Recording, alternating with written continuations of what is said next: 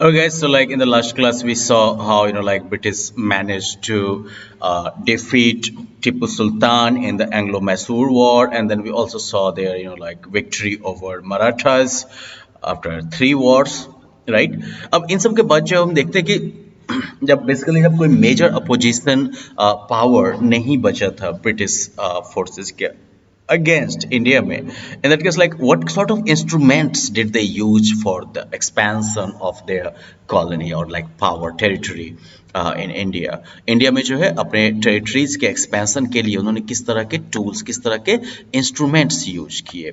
Now see, like the British supremacy was established by two main methods, direct and indirect annexation. Okay British supremacy जो है वो दो main methods के through जो है establish हुआ था, डायरेक्ट और इनडायरेक्ट एनेक्सेशन. एनेक्सेशन मतलब हो गया जोड़ लेना किसी को, तो डायरेक्टली जोड़ लेना या फिर इनडायरेक्टली जोड़ लेना.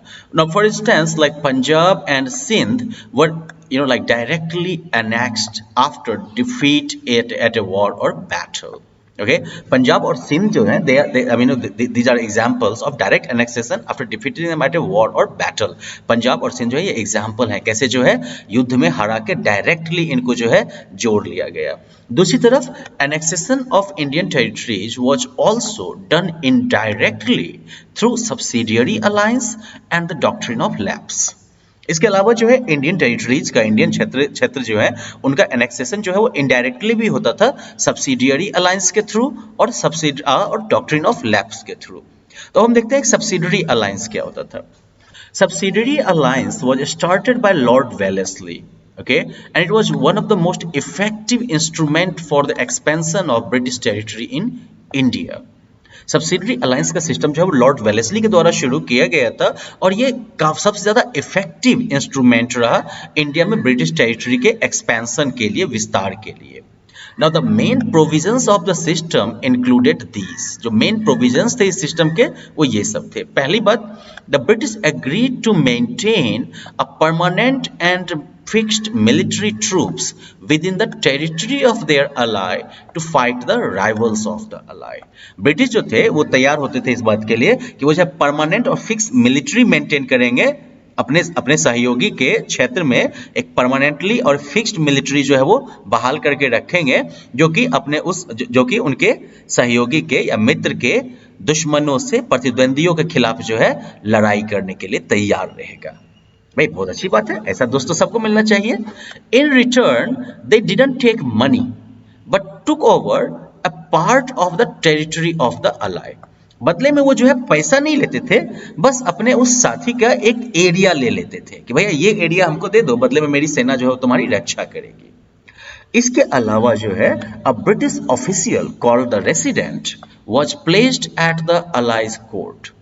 उस सहयोगी के दरबार में जो है एक ब्रिटिश ऑफिशियल को रखा जाता था, ओके, जिसको कि रेसिडेंट कहते थे.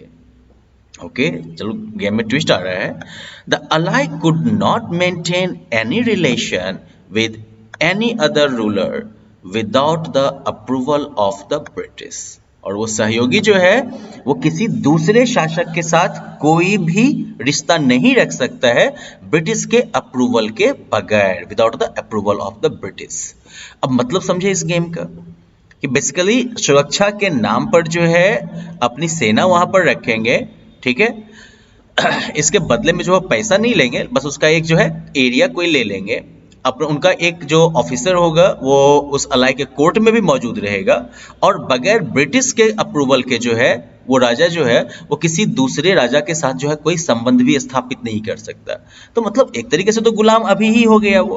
Okay, now the states brought under the British control by this system were. अब इस सिस्टम के अंदर कौन कौन से स्टेट्स अंदर आए थे ब्रिटिश आई मीन टेरिटरी के, ब्रिटिश कंट्रोल के? तो हैदराबाद 1798 and 1800, तंजौर 1799, अवध 1801, ग्वालियर 1804, इंदौर 1817, उदयपुर, जयपुर एंड जोधपुर 1818. तो भाई दोस्त बना के ही जो है अपने पॉकेट में डाल लिया इनको. दूसरा जो इनका था तरीका, that was doctrine of lapse. तो भाई ये लाने वाले थे Lord Dalhousie. Okay, Lord Dalhousie who came to India as governor general in 1848 used this policy as a means of extending the British rule. उन्होंने जो है इस पॉलिसी का यूज किया अब ब्रिटिश रूल को फैलाने के एक साधन के तौर पर, एक जो है औजार के तौर पर. Now in India every Hindu had a right to adopt a male child as his heir in the absence of a natural heir. HEIR, heir means उत्तराधिकारी होता है. तो मतलब कि इंडिया में जो है हर एक हिंदू को यह हक था कि वो जो है एक पुरुष बच्चे को, पुरुष बालक को जो है वो अपने उत्तराधिकारी के तौर पर जो है वो चुन सकता है अगर कोई उसका जो है प्राकृतिक उत्तराधिकारी ना हो. ठीक है, अगर उसको मान लो कि उसको अगर खुद अपना कोई बेटा नहीं होगा तो वो किसी दूसरे लड़के को भी जो है अपने उत्तराधिकारी के तौर पर चुन सकता है.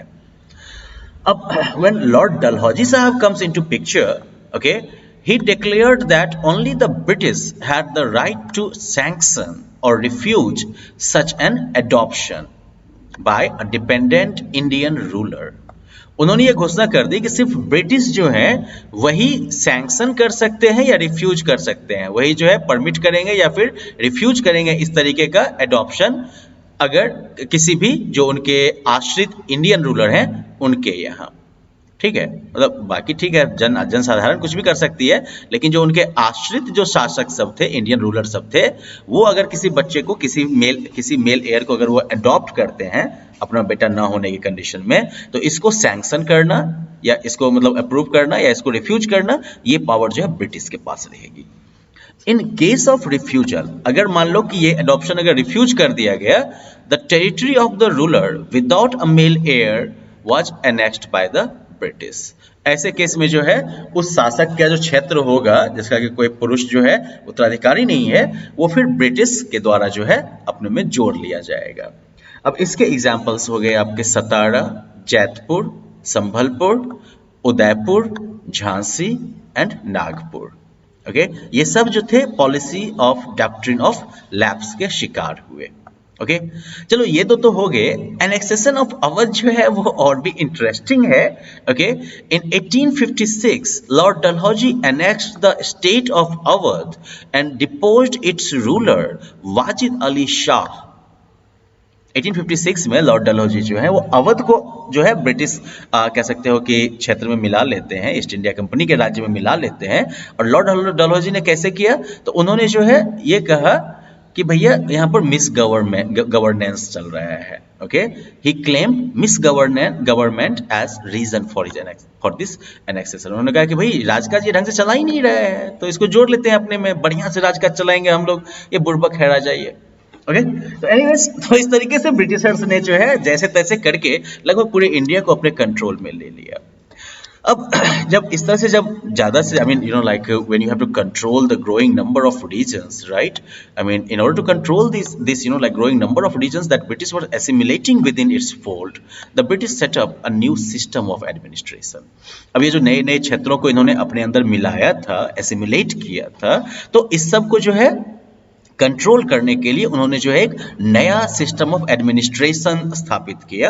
Now their main purpose was to benefit from trade and increase their profits through trade. उनका मेन पर्पस जो था वो था ट्रेड से जो है फायदा उठाना और व्यापार से जो है अपने प्रॉफिट को बढ़ाना. Improving the welfare of the people was never their intention. लोगों की भलाई को बढ़ाना, लोगों के जीवन को बेहतर करना, ये सब जो है पब्लिक वेलफेयर कह सकते हो, राइट, या betterment of public lives and everything. It was never there intention. ये कभी भी उनका इंटेंशन नहीं रहा.